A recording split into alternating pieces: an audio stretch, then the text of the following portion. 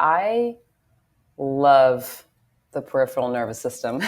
I love the way that when I teach it to people, they feel like sort of a clarity inside themselves. You're basically one big nerve, which is really great, with a bunch of branches. And so if we are in a fight or flight state, normally that peripheral system contracts and it'll kind of shut down. It'll create a lot of flexion, which is essentially basically compressing your nerves, right?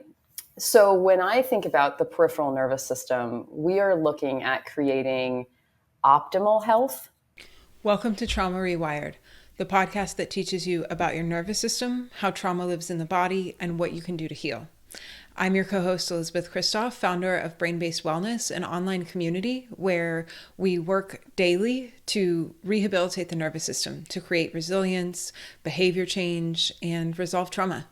And I'm also the founder of Neuro-Somatic Intelligence Coaching Certification, an ICF accredited course that equips therapists, coaches, and healers to create change in their clients from the level of the nervous system.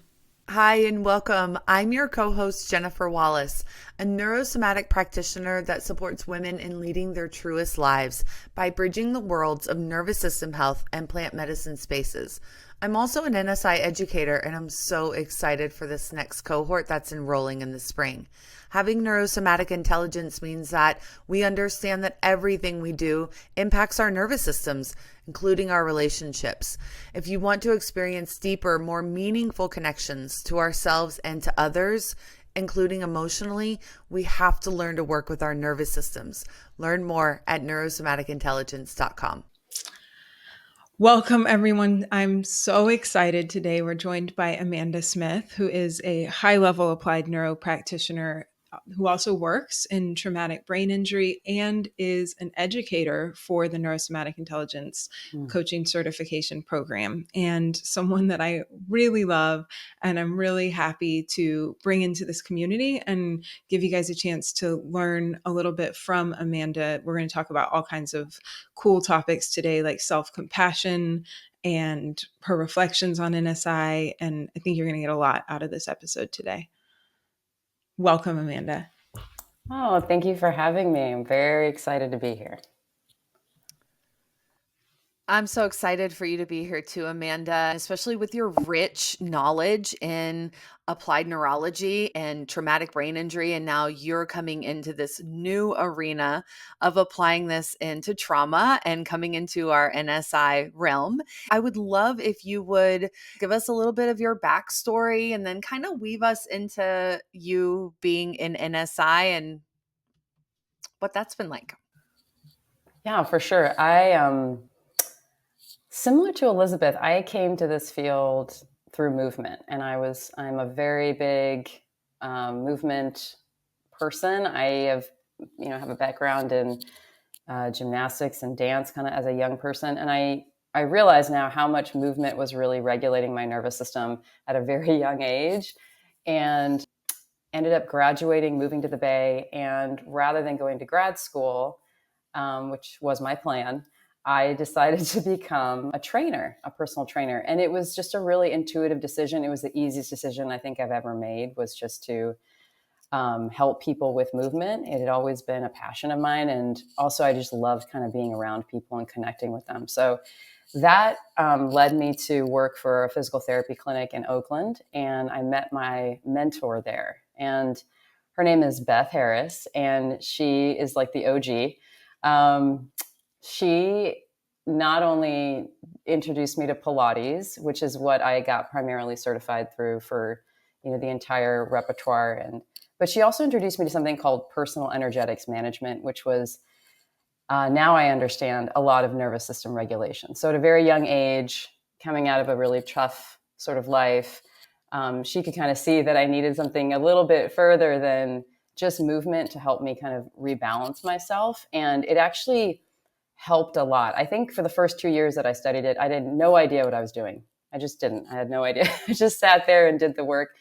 But that ended up leading me to, a yoga certification process in San Francisco. And then Beth also introduced me to applied neuro. And so in 2012, after much sort of wrangling, she was like, I really think you're going to love this. And it was just, since then, it's just been a lot of applied neuro and a lot of movement and a lot of sort of personal growth.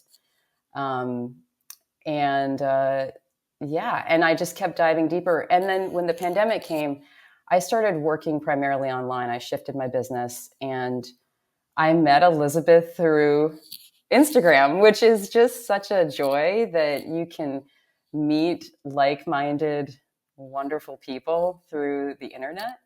And I loved what she was doing and what she was saying. And so we just kind of connected and stayed connected over the years. And it morphed into joining NSI. So I'm pretty stoked about how that all transpired. Me too.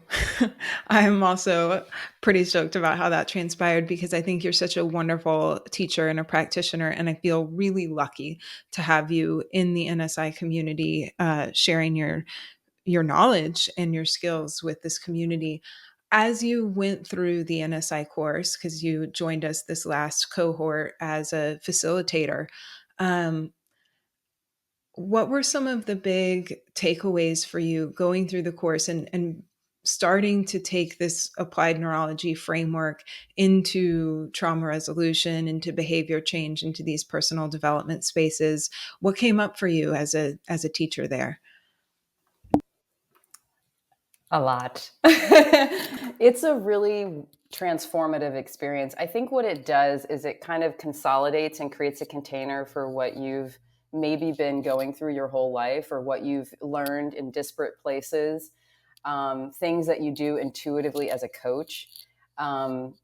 I really enjoyed the sort of permission and the focus and the ability to have intelligent conversations about trauma and what that looks like for the person, for yourself. There was an interesting moment this past fall where I had a trauma response, and I was like, could just name it. And I was like, oh, wow, I'm doing that. And I knew that it was because of this course.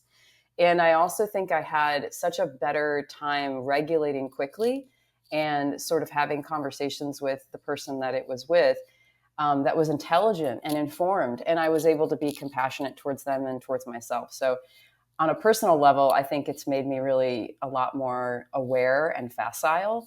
On a professional level, it was a little bit of like relief, because I was also starting this work in brain injury. And the thing about brain injury is that you have a lot of people who are suffering sort of post-traumatic stress. They are suffering from chronic pain. They're suffering from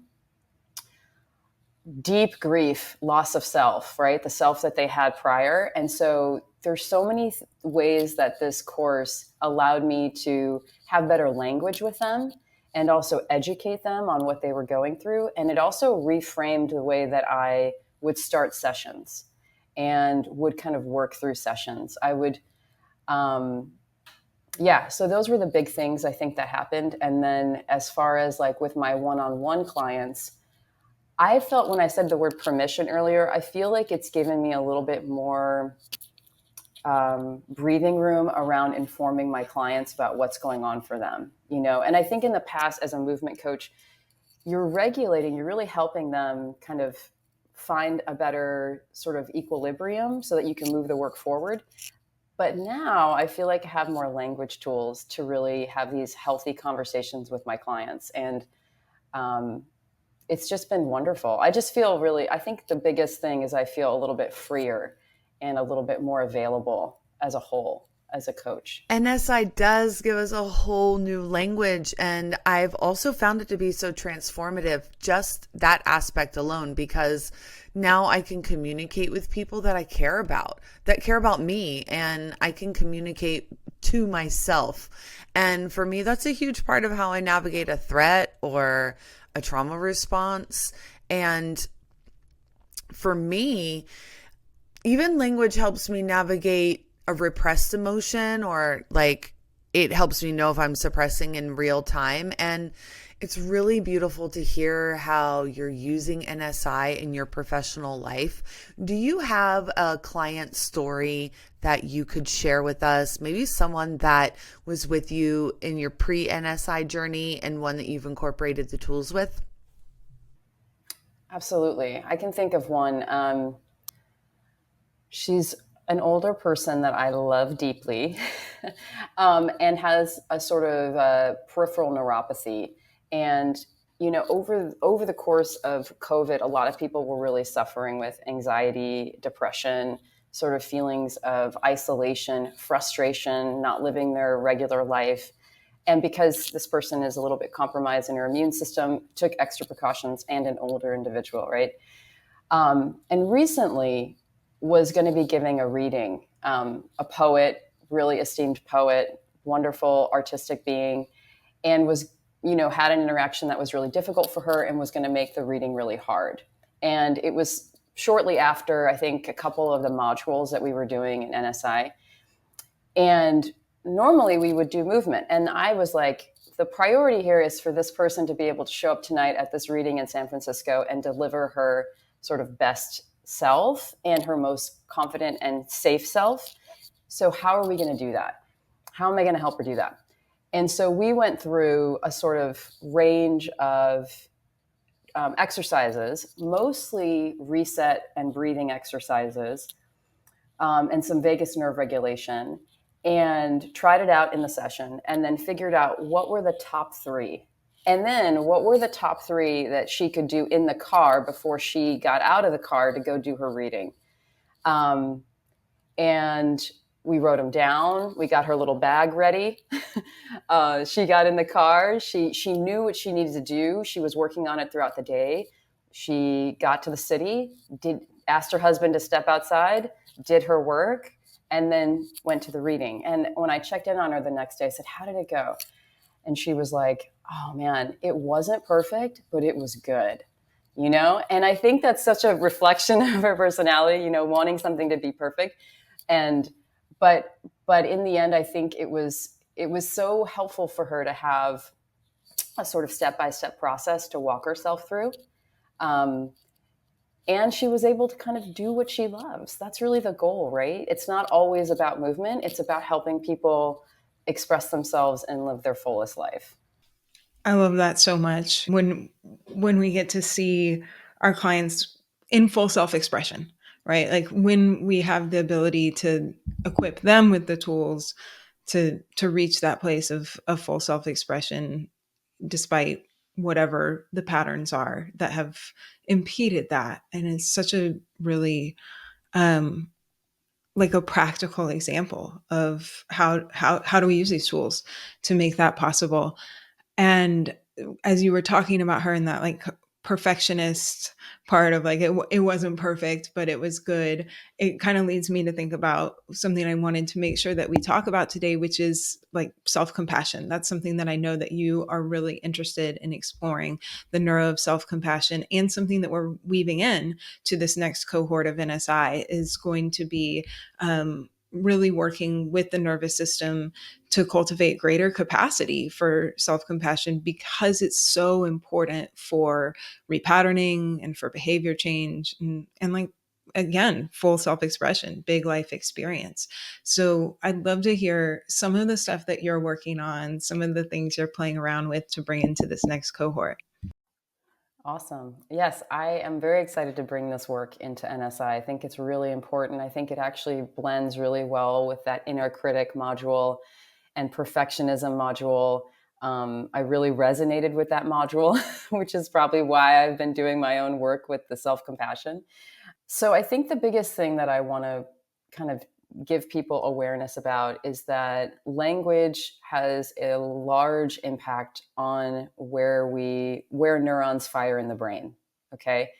It's almost like language can become our guide for where we're going to be going. So if I have a problem that I want to solve, maybe my words are going to create like, wow, that, we need a solution for, and then my brain fires a bunch of patterns to try to find the solution for something. And In the work that I've been kind of diving into with Dr. Kristen Neff out of the University of Austin, you guys are over there, on self-compassion, something really stood out about a section of the research she talks about, which is she gives an example of a study that they're doing where they're monitoring people's brains with fMRIs. And she tells people, or the study is basically looking at criticism. And you pretend that you receive 3 letters, they're all rejection letters.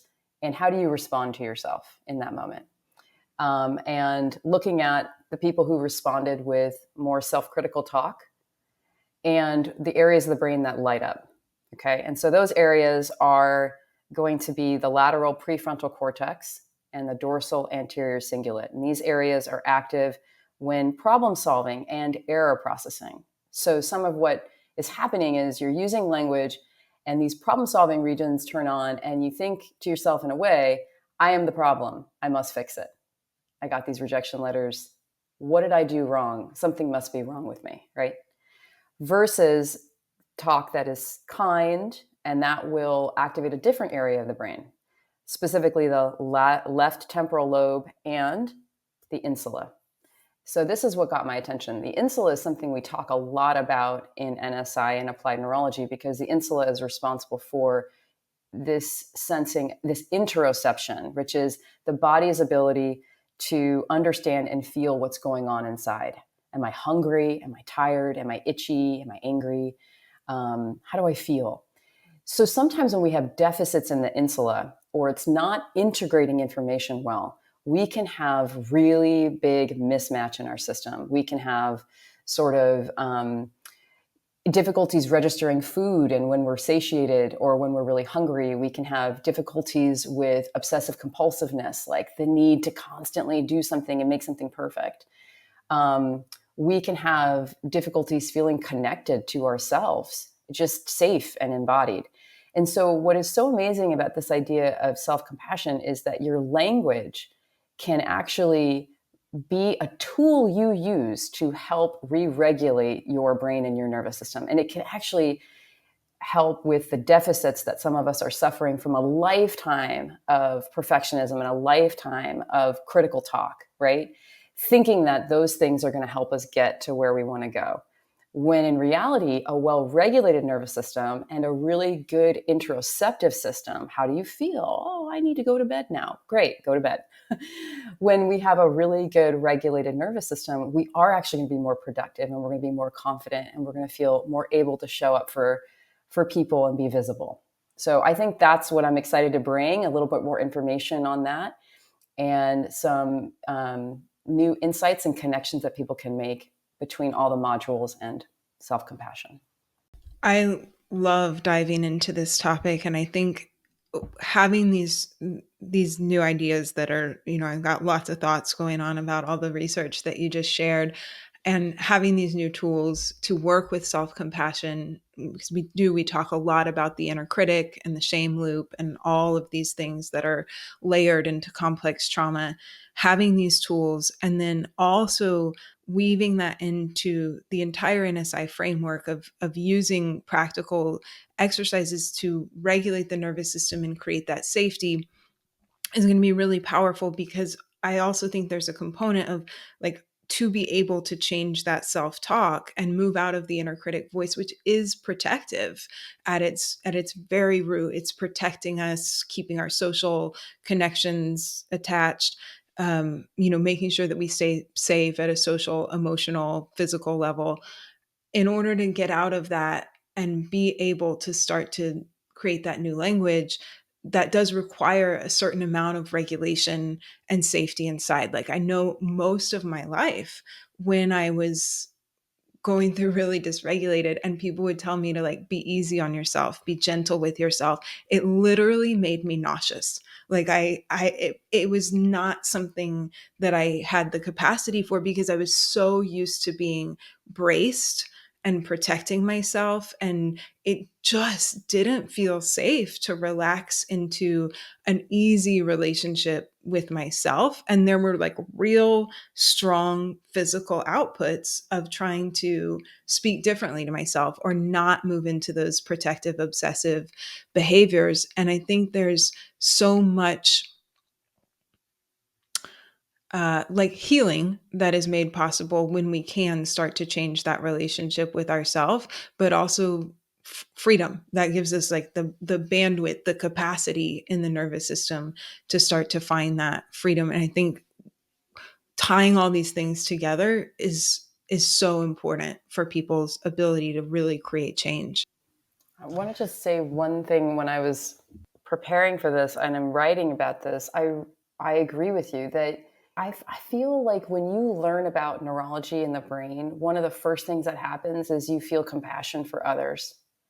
You feel compassion for the experience that you're witnessing because you may not understand all of the layers behind what you're seeing. But the compassion for the self comes last. It like comes like it is the furthest thing I think away from us. And so what struck me when I was writing was I was thinking about all the tools and how you might not be ready to have kind words for yourself, but you might be ready to try something new.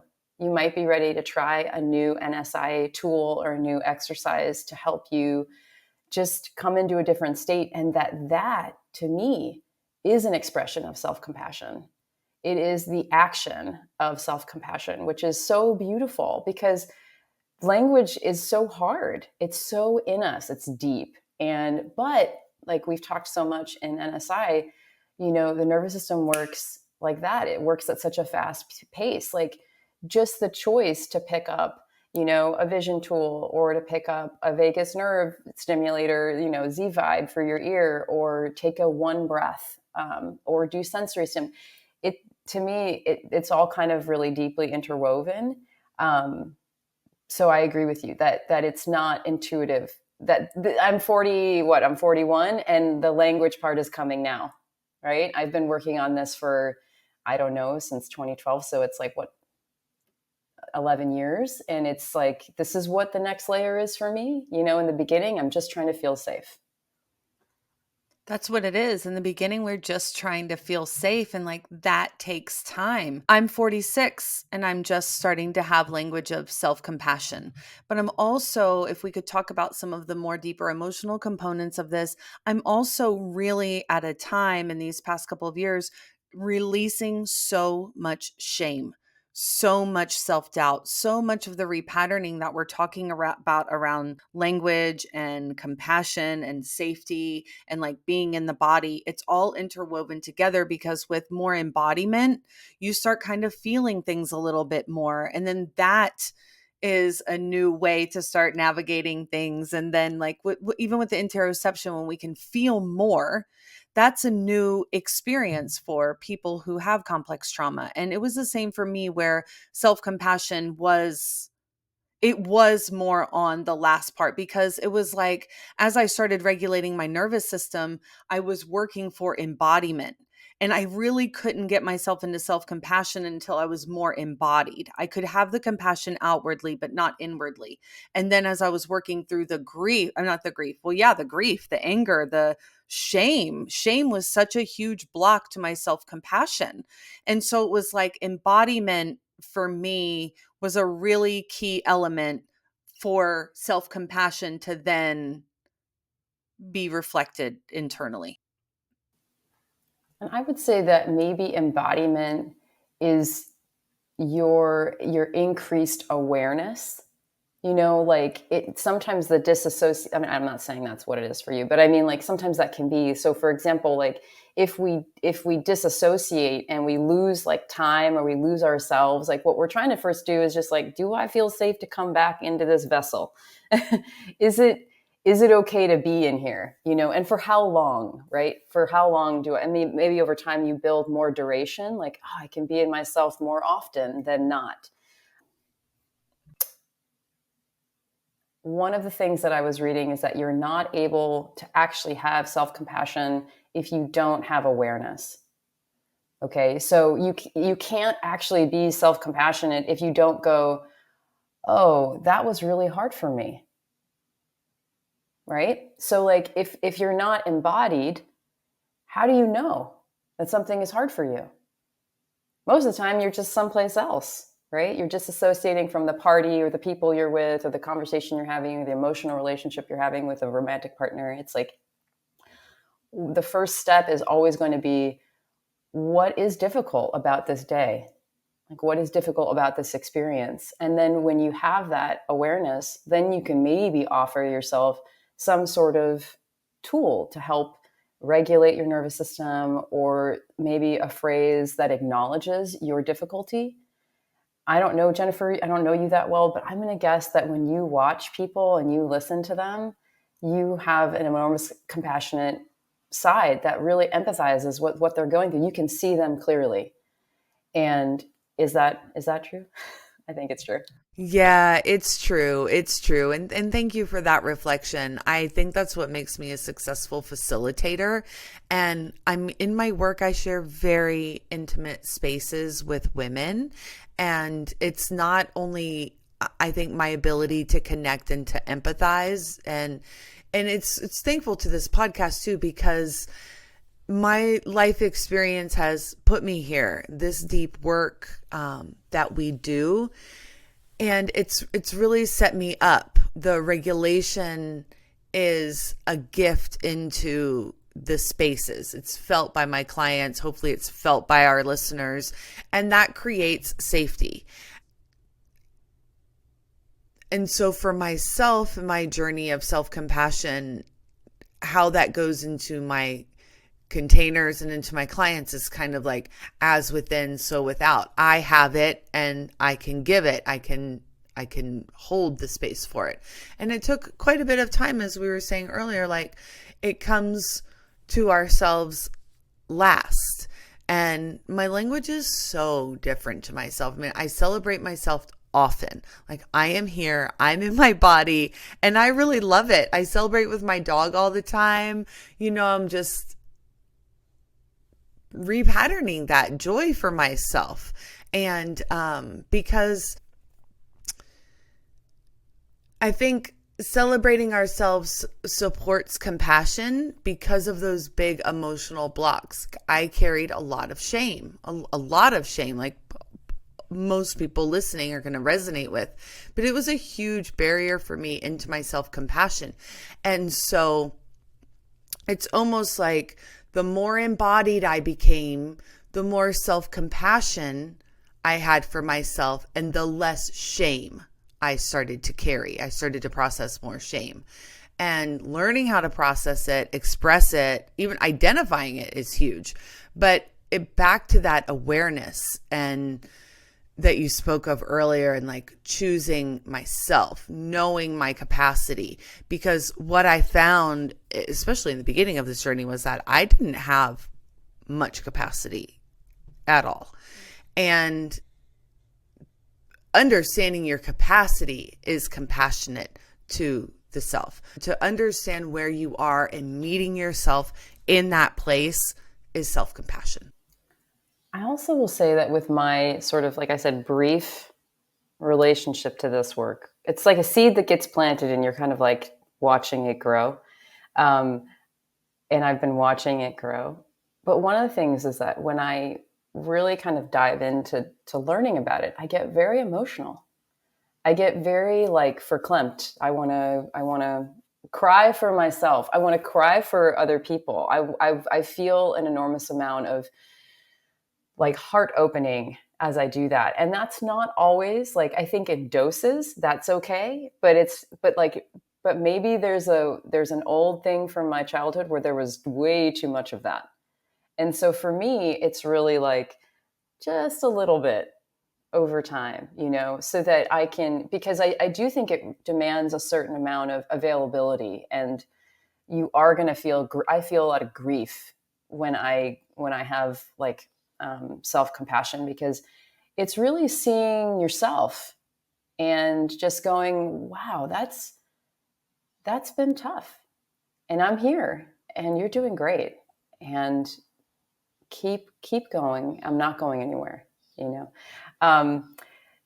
so I do think, like, as it relates to neurosomatic intelligence, I'll say this: one of the biggest things that I do believe in, that I think is the best foundation for self-compassion, is having a neuro practice so that you can develop resilience, and that you can develop facility with, let's say I'm doing compassion work and I feel really emotional. I'm thinking about something that was really hard.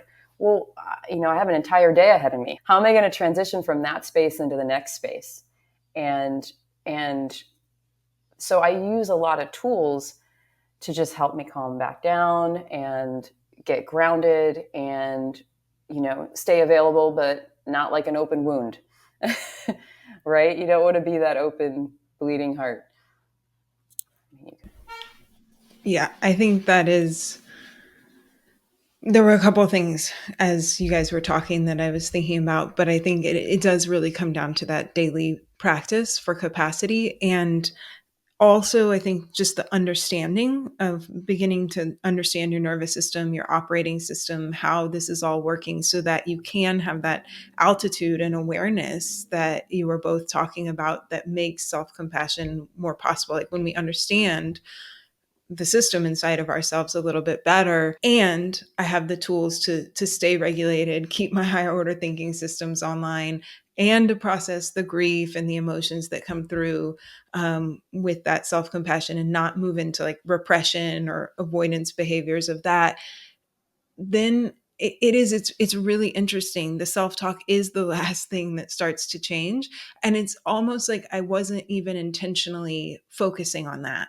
But as I've become more regulated and learned more about myself, it is really different now. Like just the other day, I was bumping up against something where I saw I was living in a different filter. My view of the world was a little bit skewed. I was maybe in a little bit of an emotional flashback, and I could see my capacity was challenged, and my capacity wasn't really where I wanted it to be at. And the first thing that I said to myself, which is very abnormal, was like, "It's okay, babe. You're doing a great job." And it was like I was talking to like a younger version of myself. And I was like, hey, it's okay. You're safe. Like, it's all good. And that is not how the internal script used to go when I would come up against a behavior that I didn't think was right, or when I didn't have the capacity to perform the way I wanted to. And that's like self-compassion, but it really comes directly from having a nervous system that can stay regulated enough to not be automatically propelled into that well-worn path of inner critic and trauma response.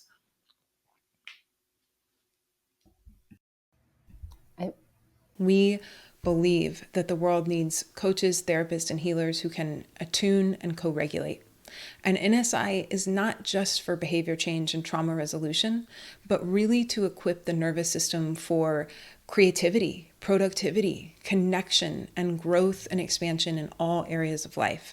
If you're interested in learning more about the program, visit our website, neurosomaticintelligence.com.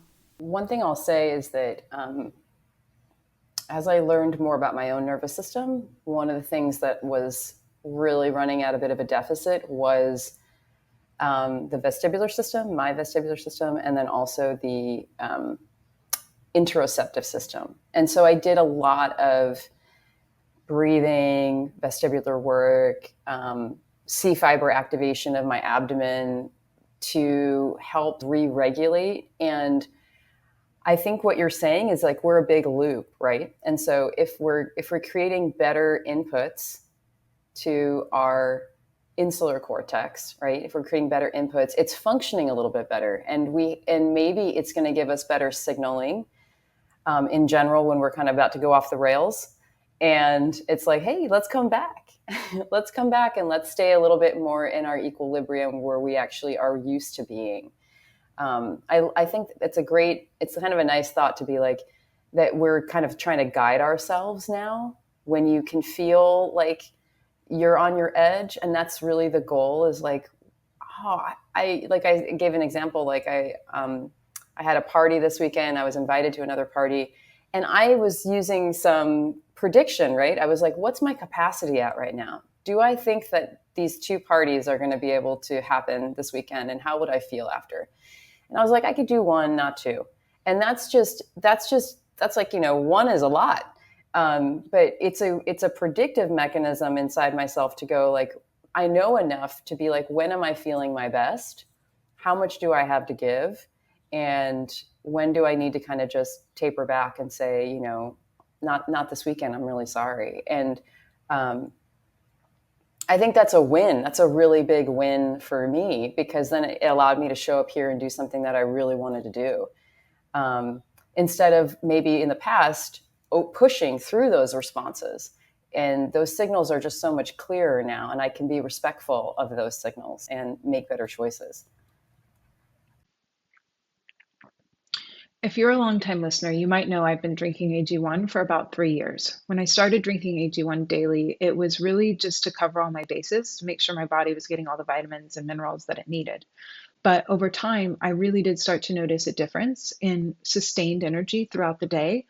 And I felt like it was really providing immune support. I got sick a lot less.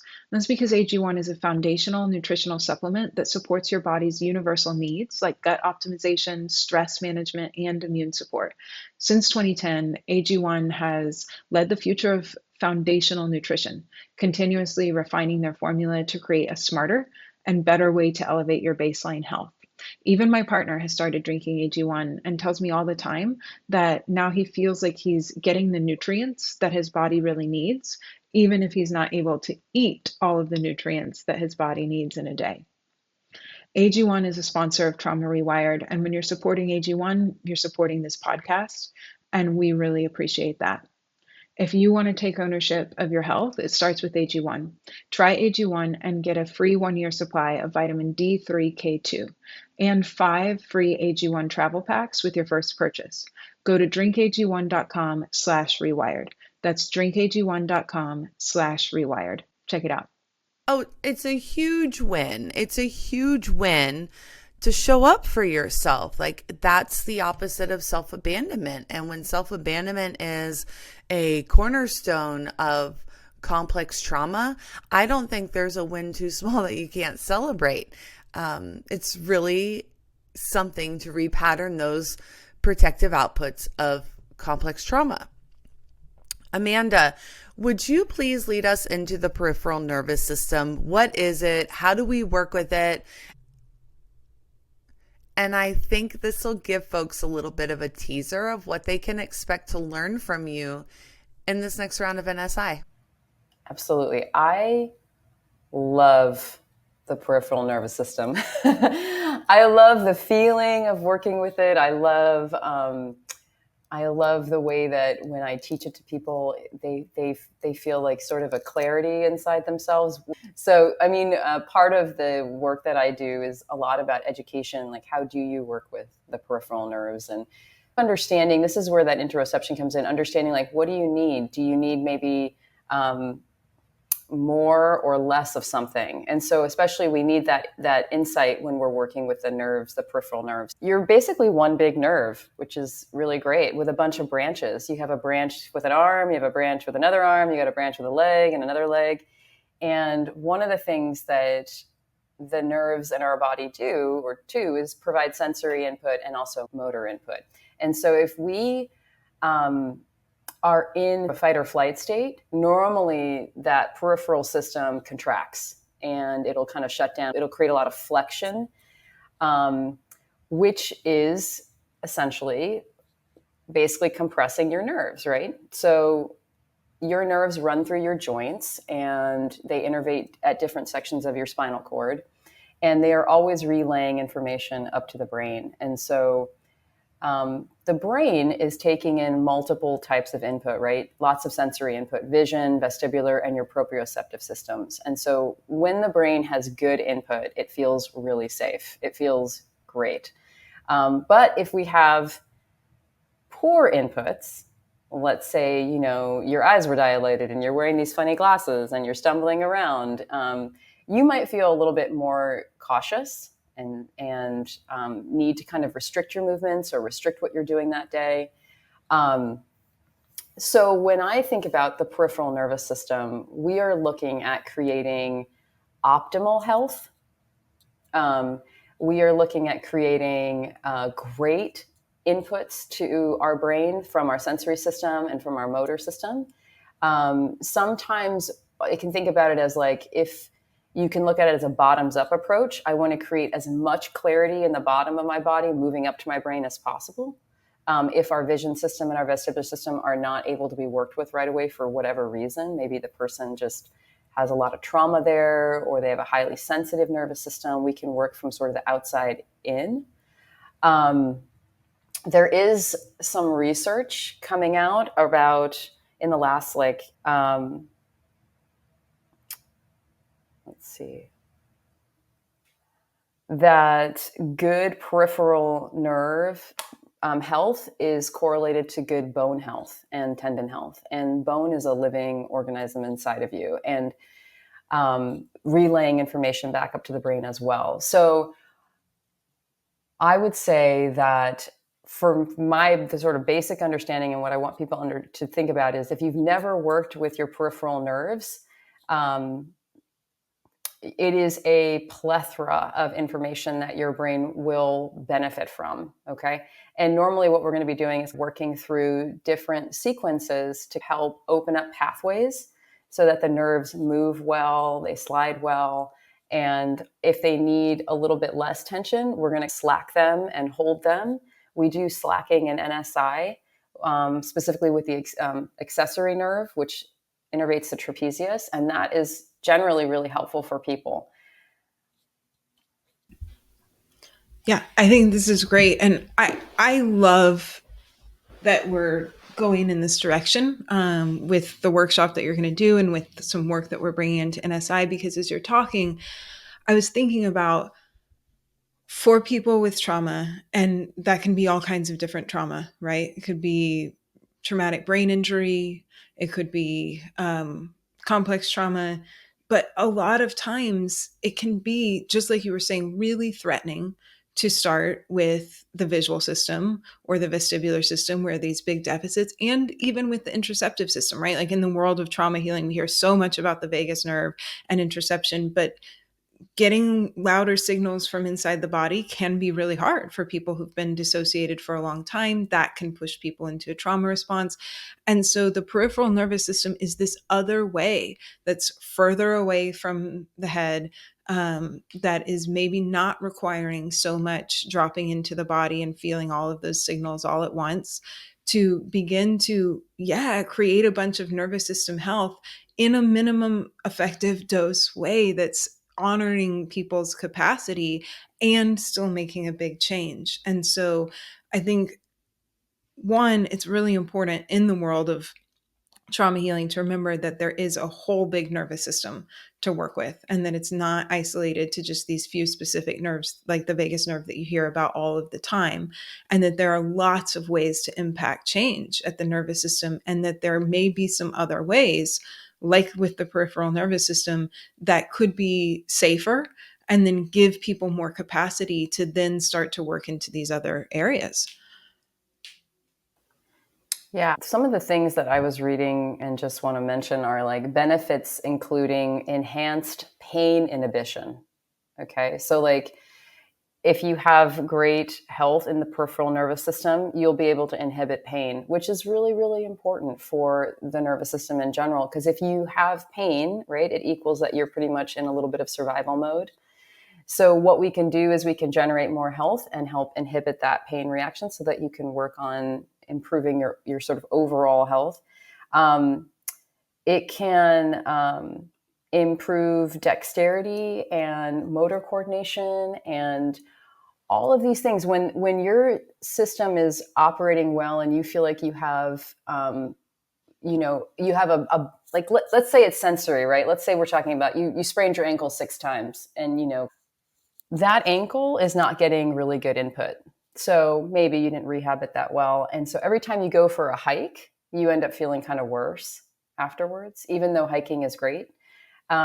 So if you were to do some peripheral nerve work, maybe say on the sural nerve, which innervates that lateral ankle, and you do it before your hike, you go for this hike, you feel better, you come back and you don't feel so depleted, right? And so over time, or like, let's say you have a chronic injury in your wrist, carpal tunnel or something like that.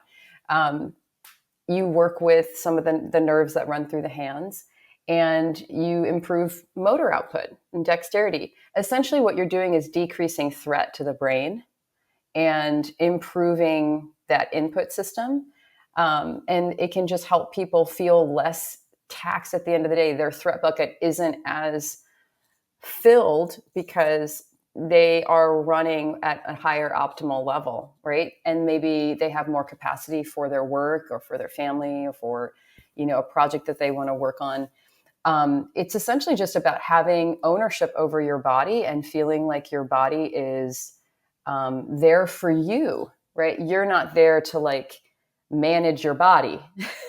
That's really what I think about, is like your body is there to help serve your will in the world. And obviously respect the body and love it and everything, but it's there to help us. Do we want to connect any dots here between nervous system health coming from the peripheral nervous system, all this stuff, and like relationship, since this is season of relationship? I will say one thing about the peripheral nerve system that I think I've seen evidence of with my clients is that if I'll ask somebody, how do they feel? Like if I ask them to stand on 2 feet, close their eyes, and get a sense of their body, right? And I'm always looking for what does their equilibrium feel like, but I'm also looking at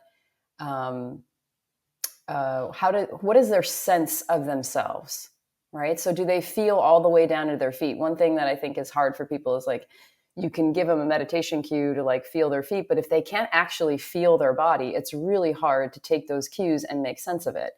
And so one thing that I've seen and heard is that someone will say, I don't really feel my left leg. I'm on both feet, but I don't really feel this side of my body. And so we'll do some nerve glides or some mobility exercises that will help create traction through those nerves. And then I'll have them reassess and I'll say, how do you feel now? And most of the time after peripheral nerve work, they have a sense that they can inhabit their body, that they can inhabit this. I call it like ghosting, like it's there, but it's not. Suddenly they'll kind of fill in the blank and their brain will have a new sense of self. Like they have 2 legs instead of just one. And they're physically more grounded now. So I think if there was anything that I wanted to just mention is that feeling grounded, you can say to somebody, or you can try to help them get grounded. But if they don't physiologically feel grounded in their nervous system, it's really hard for them to go, yeah, I'm grounded. They're going to say it to make you happy as your coach. But I think one thing that I really, and we do sensory tests all the time, and you can actually do sensory tests with people and say, does this feel the same as this? And if you have like tattoos or surgeries, there's no question that the nerve endings on your skin that are measuring like pressure or light touch or all those nerve endings are going to be responding differently from right to left sides or front to back. And so the peripheral nervous system is really there to help you stop kind of ghosting and to really have a more complete sense of yourself. It's like coloring in the lines. And I think when we do that for ourselves, it makes it so much easier to just be present for somebody else, right? If you don't feel fully embodied, it's really hard to show up and be a good coach and to be a good speaker or to be, a good parent, whatever that might be. And peripheral nerve work doesn't have to take very long at all. I swear I do 2 or 3 a day. I try to get it done in a couple minutes, and it's not like a big project. You just got to learn the little flow and then implement, and now you're ready to go. Hit the ground running. Yeah, I think right there is like, that's embodiment, right? If we can't neurologically do embodiment, then yeah, there's all these things talking about like how to live an embodied life or embody your leadership or embody this or that. And it's really important to understand that it comes down to nervous system function, how grounded we really can be, how embodied we really can be, and that all of these visualizations and mental practices are important and can have their place, but there also has to be a component of addressing neural function to make it possible for people to do that. So I think it's a really important thing for people to remember, and to also understand why they might get frustrated with those kinds of exercises if they don't have that capability.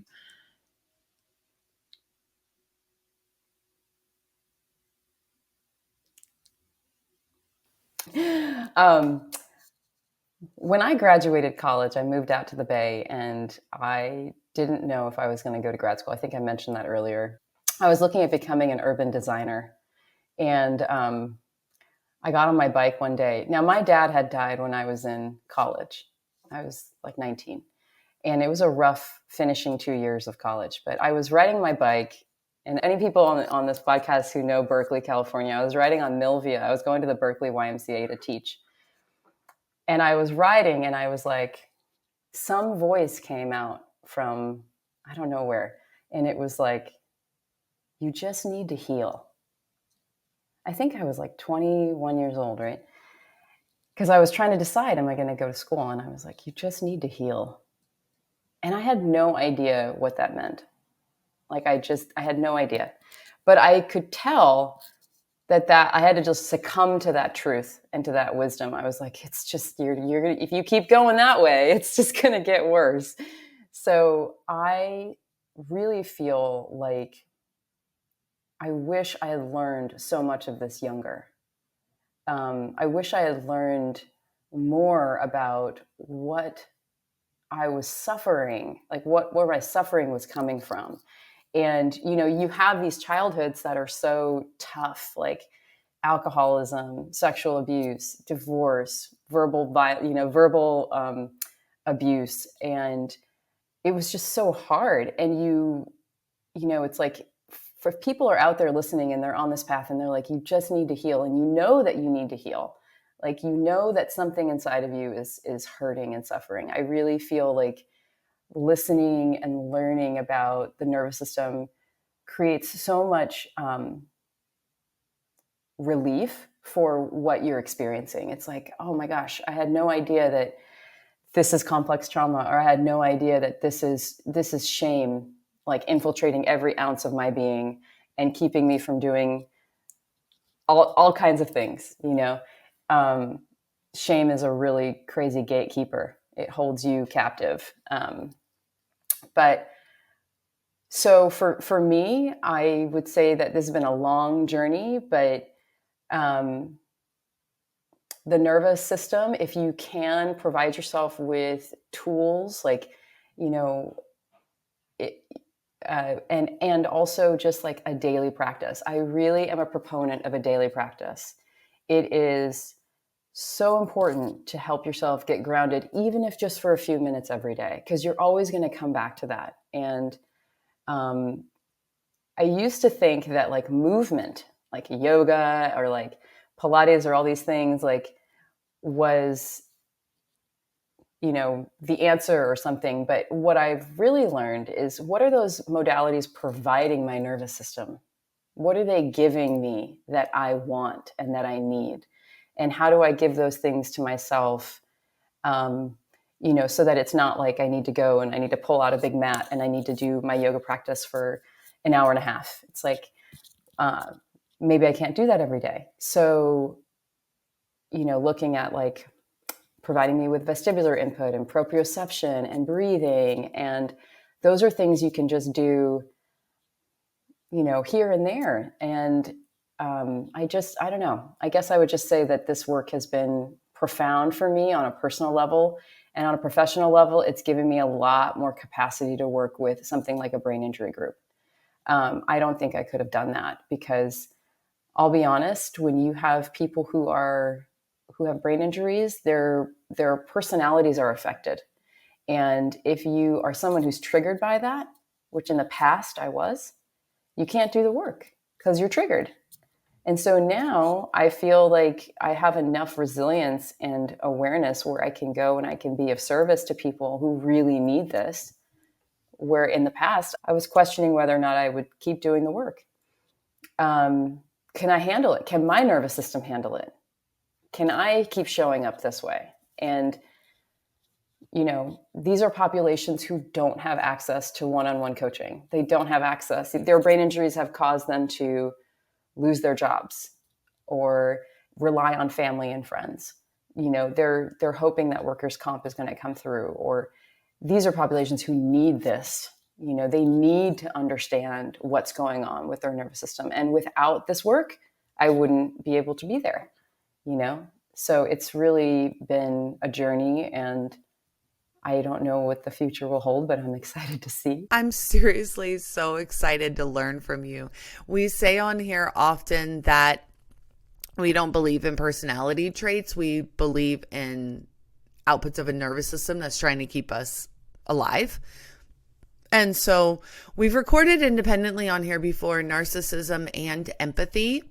And as Matt always likes to remind us, these outputs, these pathways, they don't always get well worn because of a developmental trauma. Sometimes they happen because of a traumatic brain injury. And I'd love to spend a moment, if we have it, exploring traumatic brain injury and those changing personalities that we often see.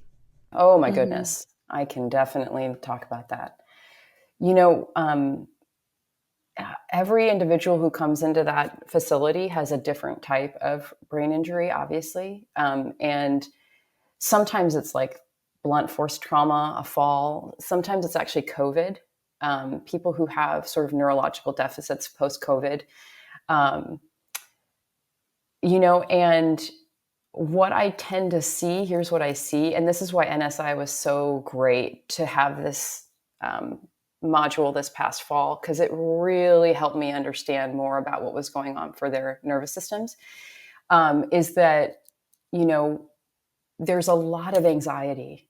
There's a lot of sort of underlying concern and fear and depression. And a really big one is an inability to have patience.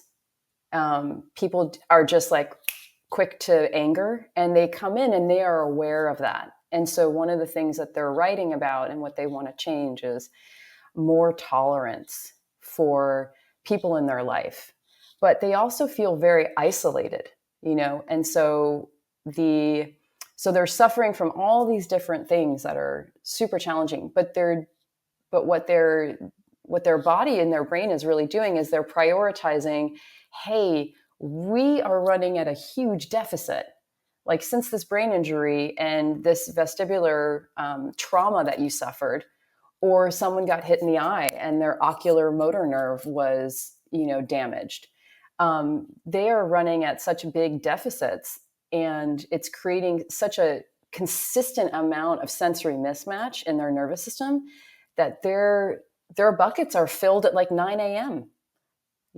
Their threat buckets they're just constantly filled. And so part of what I'm doing at least, is teaching them a little bit about how to reduce threat and how to fill up their, like through reset exercises that we cover a little bit in NSI, through respiratory work and improving fuel supplies.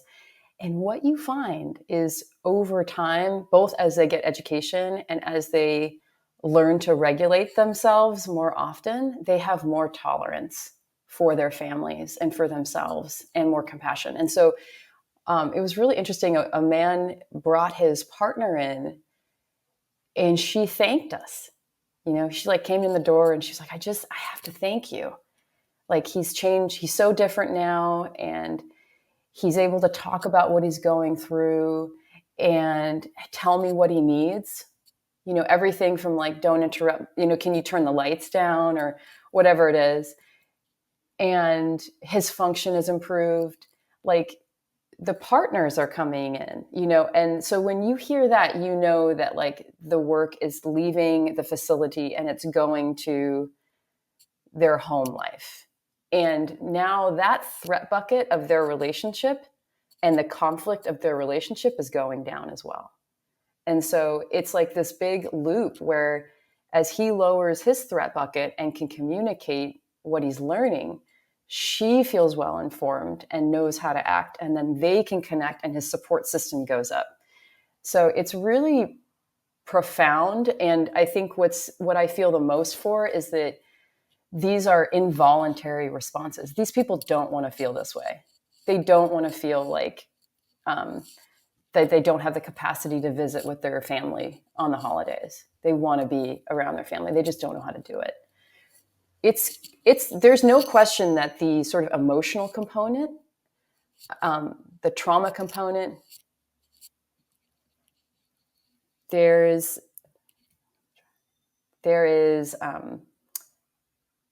a really strong link between trauma, regulation, movement, and healing that I think all happen together in this brain injury group that I'm working on. And I don't think it would be as well informed without NSI at all.